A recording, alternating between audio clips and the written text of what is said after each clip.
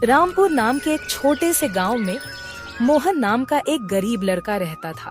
उसके परिवार में उसके साथ उसके बूढ़े माता पिता रहते थे। सोहन का परिवार बहुत ही गरीब था। उनके पास ना तो कोई जमीन थी, नहीं खाने के लिए कोई साधन था।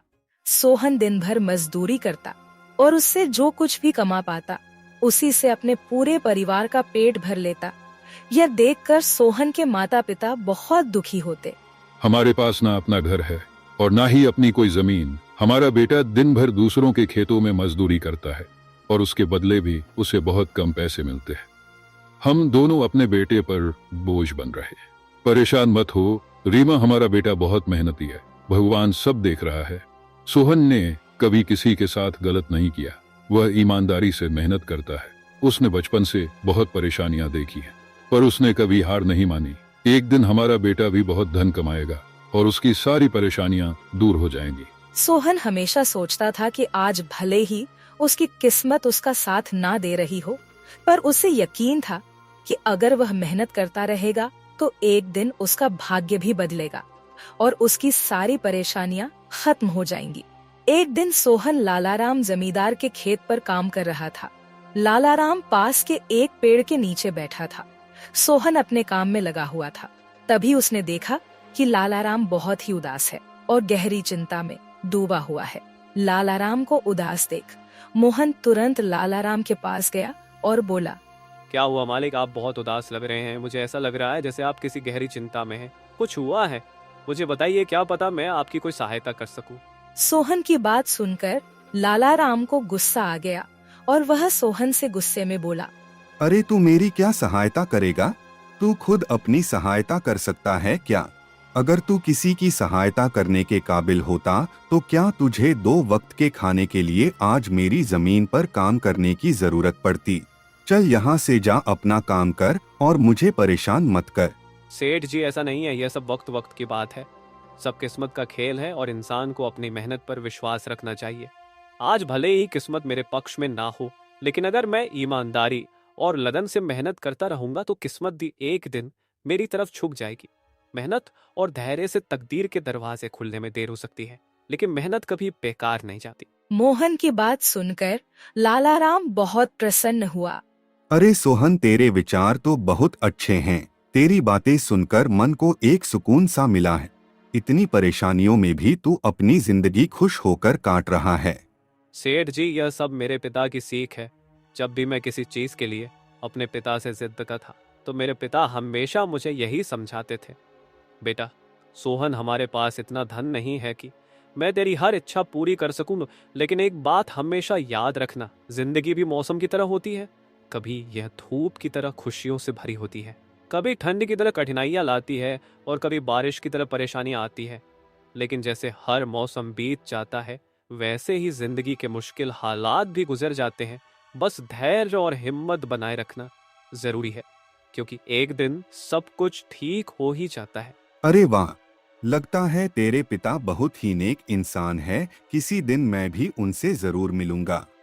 मालिक, क्या हुआ है? आप एक बार मुझे साफ साफ बताइए, क्या पता आपकी परेशानी का कोई हल मिल ही जाए। अरे सोहन, मैं एक बहुत बड़ी परेशानी में फंस गया हूँ।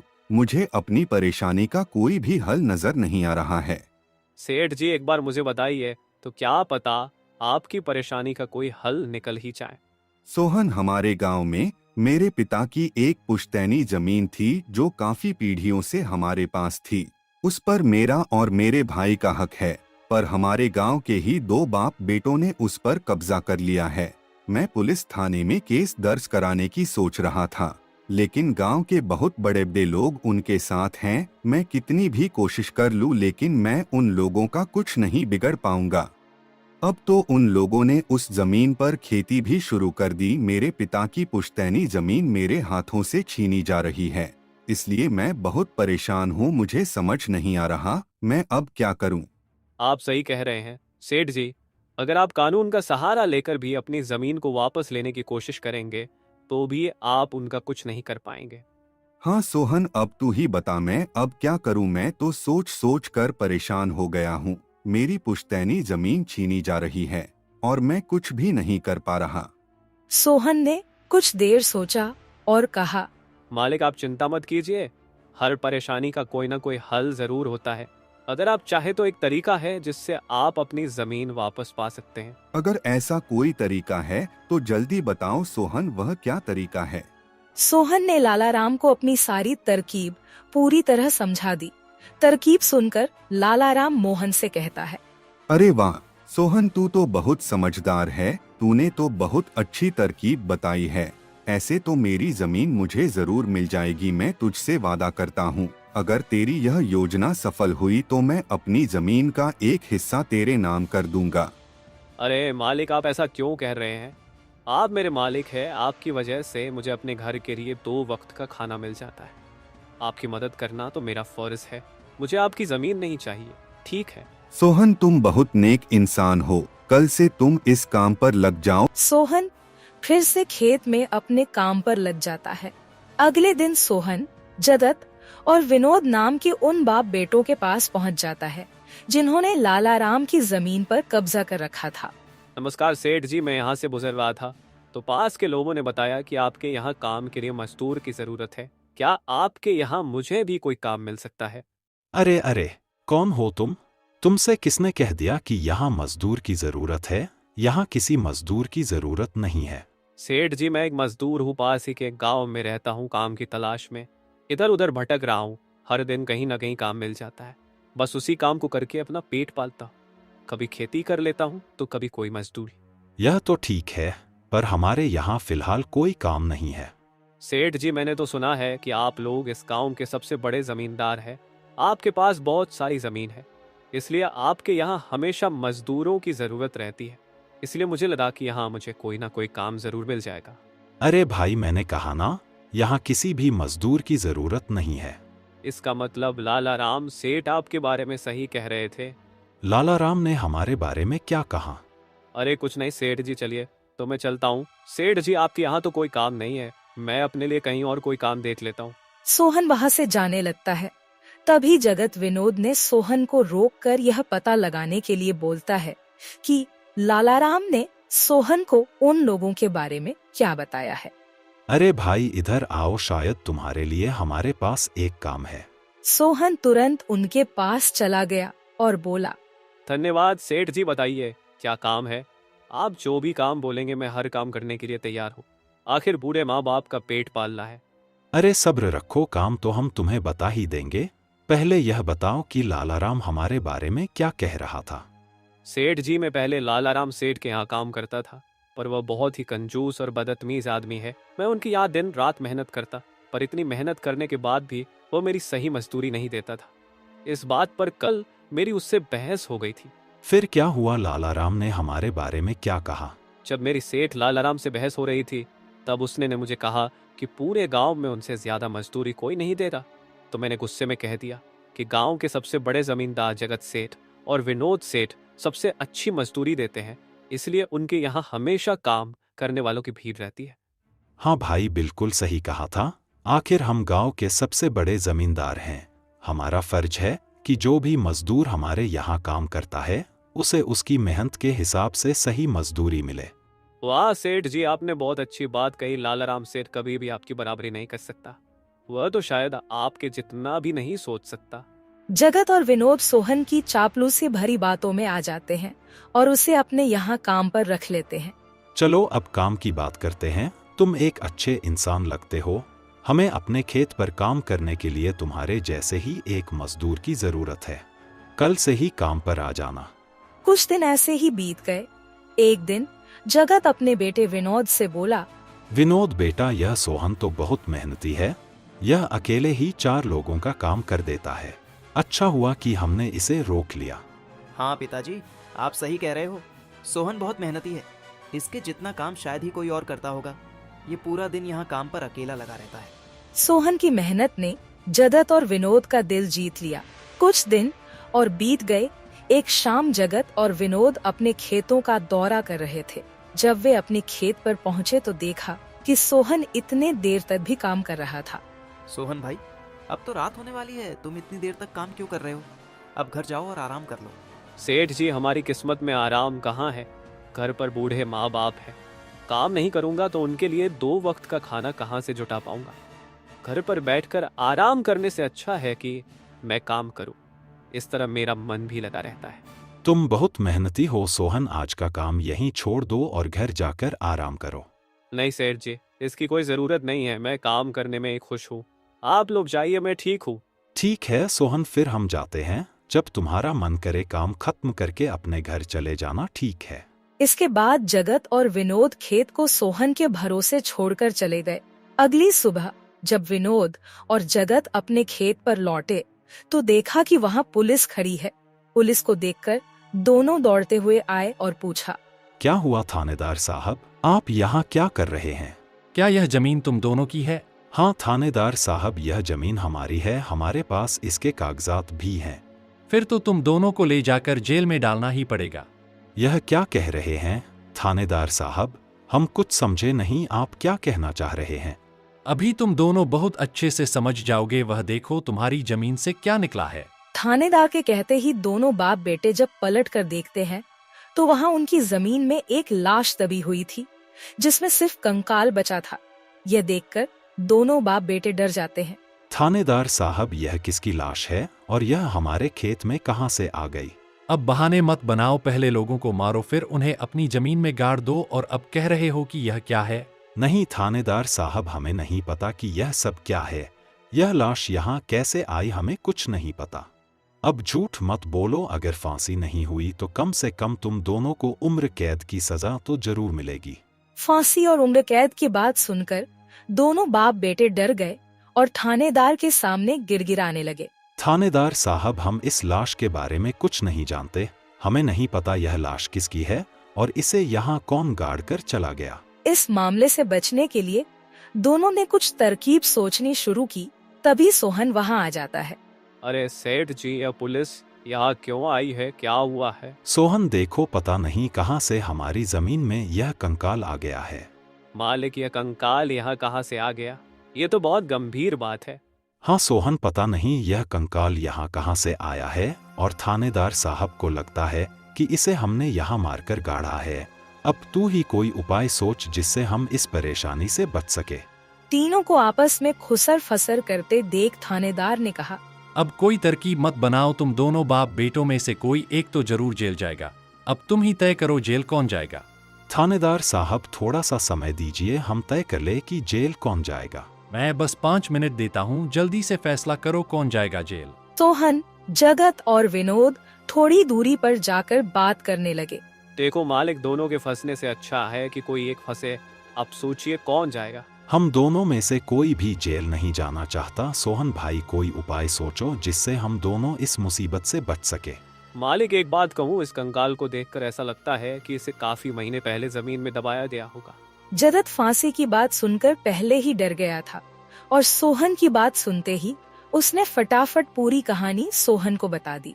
देखो सोहन भाई, सच कहूँ तो यह जमीन हमने कुछ महीने पहले ही लालाराम से हड़प ली थी।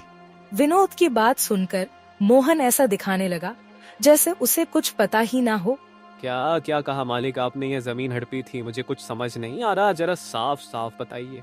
जगत ने जमीन हड़पने की पूरी कहानी सोहन को बताई। पूरी कहानी सुनने के बाद सोहन ने कहा, मालिक, मेरे पास एक तरकीब है जिससे सांप भी मर जाएगा और लायत ही भी नहीं टूटेगी। जल्दी बताओ सोहन भाई, क्या तरकीब है? तरकीब बताने से पहले मुझे यह बताइए कि आप लोगों के लिए क्या ज्यादा जरूरी है, यह जमीन या आप दोनों की जान? सोहन, इसमें पूछने वाली कौन सी बात है? हमारे लिए जमीन से ज्यादा हमारी जान प्यारी है। तो एक काम कीजिए मालिक, आप सबसे पहले जाकर थाने आर को बताइए कि यह जमीन सेठ लालाराम की है। आप उनसे बोलिए कि हमने तो कुछ महीने पहले ही यह जमीन बस काम करने के लिए उनसे ली थी, बाकी का काम मैं संभाल लूंगा। अरे सोहन, लेकिन इससे तो हमारी जमीन हमसे छिन जाएगी, फिर क्या होगा? नहीं मालिक, शायद आप मेरी तरकीब समझ नहीं पाए। जब आप थानेदार को बताएंगे कि यह जमीन सेठ लालाराम की है तो पुलिस किसे गिरफ्तार करेगी? सेठ लालाराम को। और जब लालाराम जेल चला जाएगा तब आप लोग फिर से जमीन पर कब्जा कर सकते हैं। इससे आप लोग भी जेल जाने से बच जाओगे और जमीन भी आपके ही के पास रहेगी। सोहन की तरकीब सुनकर दोनों बाप बेटे दंग रह गए। वाह सोहन भाई, तुम तो बहुत होशियार हो। आज तक तुमने हमें अपने काम से खुश किया था, अब तुम्हारी बुद्धि हमारी जान भी बचाएगी। इसके बाद तीनों थानेदार के पास गए और मोहन ने जो कुछ कहा था वही बात दोनों बाप बेटे थानेदार से कहने लगे। थानेदार साहब, यह जमीन हमारी नहीं है। हमने कुछ महीने पहले ही काम करने के लिए यह खेत लालाराम सेठ से लिया था। वह जब खुद फंस गए हो तो अब किसी और को फंसाकर अपनी जान बचाना चाहते हो ना? साहब, अगर आपको हमारी बात पर यकीन नहीं हो रहा तो आप सोहन से पूछ लीजिए। वह हमारे साथ बस कुछ दिनों से ही काम कर रहा है। इससे पहले वह सेठ लालाराम के यहाँ काम करता था। बोलो सोहन, यह जमीन किसकी है? थानेदार साहब, ये जमीन सेठ लालाराम की है। जगत सेठ और विनोद सेठ ने तो बस कुछ समय से इस जमीन पर खेती कराना शुरू किया है। सोहन की बात सुनकर थानेदार ने सोहन से कहा, सेठ लालाराम को बुलाने के लिए कहो। सोहन, तुम एक काम करो, जाओ और सेठ लालाराम को बुलाकर लेकर आओ। सोहन तुरंत जाकर सेठ लालाराम को बुला लेता है, परंतु लालाराम अपने साथ गांव के सरपंच को भी अपने साथ ले आता है। यहाँ क्या हो रहा है? यहाँ इतने लोग क्यों जमा है? देखिए सरपंच जी, इन दोनों की जमीन से एक कंकाल निकला है और अब यह लोग कह रहे हैं कि यह जमीन इनकी नहीं है बल्कि सेठ लालाराम की है। थानेदार ने सरपंच जी को पूरी कहानी सुना दी। अपने आप को फंसा देख जगत ने सरपंच से कहा, नहीं सरपंच जी, यह जमीन हमारी नहीं है। हम यहाँ बस कुछ समय से काम कर रहे हैं। आप हमारे मजदूर मोहन से पूछ लीजिए। हाँ थानेदार साहब, यह जमीन सेठ लालाराम की है। मैं कैसे मान लूं कि यह जमीन लालाराम की है? हमारे यहाँ का थानेदार तो कह रहा था कि इस जमीन पर कोई केस चल रहा है और इस जमीन पर तुम्हारा कब्जा था, और अब तुम कह रहे हो कि यह जमीन लालाराम की है। नहीं साहब, हमने लालाराम के साथ धोखा किया था। हम बस इस जमीन को हड़पना चाह रहे थे, लेकिन अब हमें यह जमीन नहीं चाहिए। अगर आप चाहें तो हम केस भी वापस ले लेंगे। थानेदार साहब, आप जाइए, बाकी का काम अब हम संभाल लेंगे। सरपंच के कहने पर थानेदार वहां से चला जाता है। सरपंच ने लालाराम से कहा, अब बताओ, यह कंकाल यहाँ कैसे आया? तुमने किसे मारकर यहाँ गाड़ा है? अरे साहब, यह तो नकली कंकाल है। इन दोनों ने मिलकर मेरी जमीन हड़प ली। मैंने और मोहन ने मिलकर यह तरकीब सोची थी ताकि इन दोनों से सच निकलवा सकें। लालाराम की बात सुनते ही दोनों बाप बेटों के पैर तले जमीन खिसक गई। यह हम दोनों की साजिश थी, इन लोगों के मुंह से सच निकलवाने के लिए। सोहन को इस योजना में शामिल देखकर दोनों बाप बेटों को समझ आ गया कि यह सब सेठ लालाराम और मोहन की मिली भगत थी। दोनों बाप बेटों के पास अपनी गलती मानने के सिवा कोई चारा नहीं था। हमें माफ कर दीजिए सरपंच जी, हम लालच में आ गए थे। हमें माफ कर दीजिए।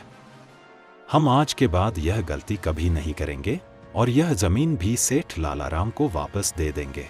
जगत और विनोद दोनों सरपंच और सेठ लालाराम से माफी मांगने लगे। दोनों को इतना गिड़गिड़ा देख लालाराम ने उन्हें माफ कर दिया। सरपंच ने भी उन्हें जेल नहीं भेजा और सेठ लालाराम ने अपना केस वापस ले लिया। लालाराम के केस वापस लेने के बाद सरपंच जी भी वहां से चले जाते हैं। धन्यवाद सेठ लालाराम जी, आपने हमें माफ कर दिया। आज के बाद हम ऐसी गलती कभी नहीं करेंगे। ठीक है जगत, कोई बात नहीं, मैंने तुम्हें माफ किया। बस याद रखना कि एक जमीन के टुकड़े के लिए तुम अपनों के साथ कभी गलत नहीं करना। बुरे समय में तुम्हारे अपने ही तुम्हारे साथ खड़े होंगे। जमीन का क्या है, कभी मेरी तो कभी तुम्हारी। आखिर में सेठ लालाराम ने सोहन को जमीन का एक हिस्सा दे दिया और उसे जमीन का मालिक बना दिया। सोहन, जैसा कि मैंने वादा किया था, जिस जमीन पर तुम काम कर रहे थे, आज से वह जमीन तुम्हारी है और अब तुम उसके मालिक हो। नहीं मालिक, इसकी कोई जरूरत नहीं है। याद करो सोहन, तुमने मुझसे क्या कहा था? बस मेहनत करते रहो, एक दिन तकदीर का दरवाजा जरूर खुलेगा। तो समझो तुम्हारी तकदीर का दरवाजा खुल चुका है और अब तुम भी जमीन के मालिक हो। अब से तुम्हें किसी और के यहाँ काम करने की जरूरत नहीं पड़ेगी। इस तरह मोहन ने अपनी मेहनत और बुद्धि से सेठ लालाराम को उसकी जमीन वापस दिलाई और दोनों ठगी करने वाले बाप बेटों को भी सबक सिखाया। इस तरह मोहन ने अपनी मेहनत और चतुराई की मदद से अपनी फूटी किस्मत बदल दी और अब वह भी एक बड़ी जमीन का मालिक बन गया था।